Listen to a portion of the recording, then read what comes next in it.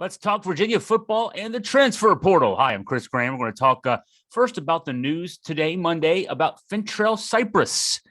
You might not think a lot about Fentrell Cypress if you're a Virginia fan, and I wouldn't blame you, but you should have if you hadn't. He was the highest rated player on the UVA defense in 2022, according to Pro Football Focus.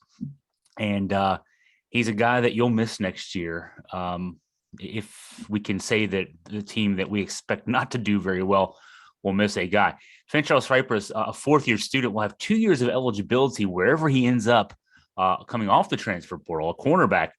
He'd only played 9 games in his first 3 years of Virginia. He redshirted after seeing action in 2 games in 2019, appeared in just 1 game in 2020. He was on the field for just 29 snaps in those first 2 seasons. Last season, 6 games, 297 snaps. I remember an interception he had in the game at UNC where he had a big return. He blossomed in 2022 under new defensive coordinator John Rudzinski. A team best 87.8 Pro Football Focus grade, first team All-ACC honors from PFF, second team All-ACC honors from the idiots in the media. He was a 3-star prep recruit, but now 24/7 Sports lists him as a 4-star recruit on the transfer portal. He really turned himself into a very valuable player. 661 snaps in coverage on 40 targets, allowed just 18 receptions. He had 9 pass breakups, a 45% completion rate for opposing quarterbacks, and a 58.2 NFL passer rating against. Those are anemic numbers for receivers and for quarterbacks. That shows you the value he had on the field. Those are elite numbers. I ran the numbers here on according to Pro Football Focus. You can use their metrics in lots of ways. Among all FBS cornerbacks in 2022 with at least 300 coverage snaps, he ranked 8th, elite level guy. And so now we don't have the guy.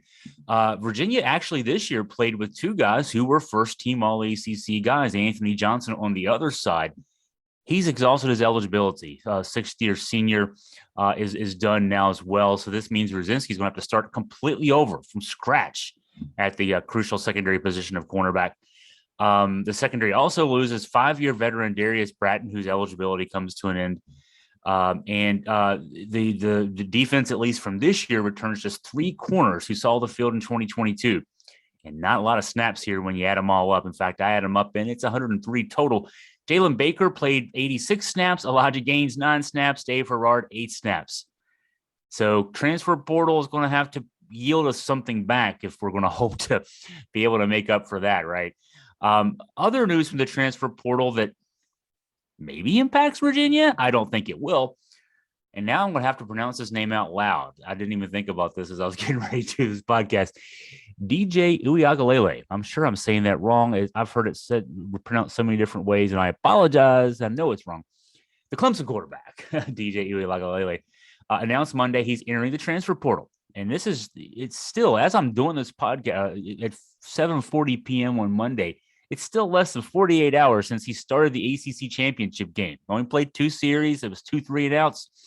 And then Cade Klubnik took over and led Clemson to the 39-10 convincing win over North Carolina in that ACC Championship game. Klubnik, the true freshman, was 20 of 24 for 279 yards, a touchdown, also ran for a touchdown.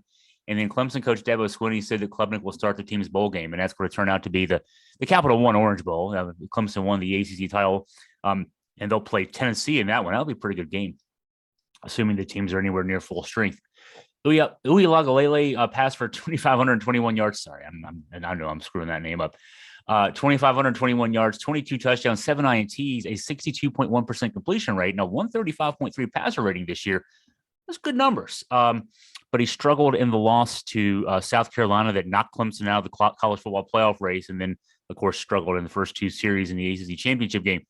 In 2021, you might remember, after replacing Trevor Lawrence, these were pretty pedestrian numbers for a Clemson program quarterback. 2,246 yards, 9 touchdowns, 10 interceptions, a 55.6% completion rate, and a 108.7 rating. So he really improved in 2022, but he lost a starting job. And the way things go in college football these days, well, I mean, one, Klubnik is a true freshman. So, and the fact that Dabo Swinney's made that change is an indication that things are about to change for Uiagalelei. where this impacts UVA potentially. I'm seeing the speculation. Tony Elliott was his offensive coordinator last year when Elliott was still at Clemson in 2021, and now Elliott is on the lookout for a new quarterback because Brennan Armstrong, of course, we knew from last week is entering the transfer portal on his own. We talked when we talked about that, wrote about that last week, that Elliott's going to have to go to the transfer portal for at least one guy, I think for two quarterbacks, to add some depth, if nothing else. Armstrong's backup, sophomore Jay Woolfolk, is also a highly touted baseball prospect, and I've gone into great detail about how difficult it's going to be for Woolfolk to take over as the full-time starting quarterback at Virginia, given spring practice and how he'd have to get a lot of reps in 15 practices in the middle of baseball season, and baseball's probably his future sport. Also, the fact that he was recruited by Elliott's predecessor, Bronco Mendenhall, and that offensive staff, Robert Anai and Jason Beck. And he's looked at as a better fit for the air raid offense than he would be for that pro style offense. Now, I know he's had a year of tutelage in that Tony Elliott more favored offense, but he may have already been thinking that this is, he was going to look for a new quarterback, at least a backup, even when Armstrong hadn't left yet. So I don't know that I expect Uiagalelei to be the guy at Virginia. I think he's a former 5-star. He's a guy that's going to be looking for much better options in a program that's in rebuilding mode at best, probably in a shambles at worst, and then all the stuff going on around that we can't escape. And so if he ends up at Virginia, it's not because it's his first option, and that's just a reality kind of thing there. So we will have the latest on the transfer portal and how it affects Virginia football. So check throughout the day on weekdays, especially at AugustaFreePress.com. And if you have a tip to offer, anything you're hearing, anything you're thinking, anything you want me to look into, send me an email at chris@AugustaFreePress.com.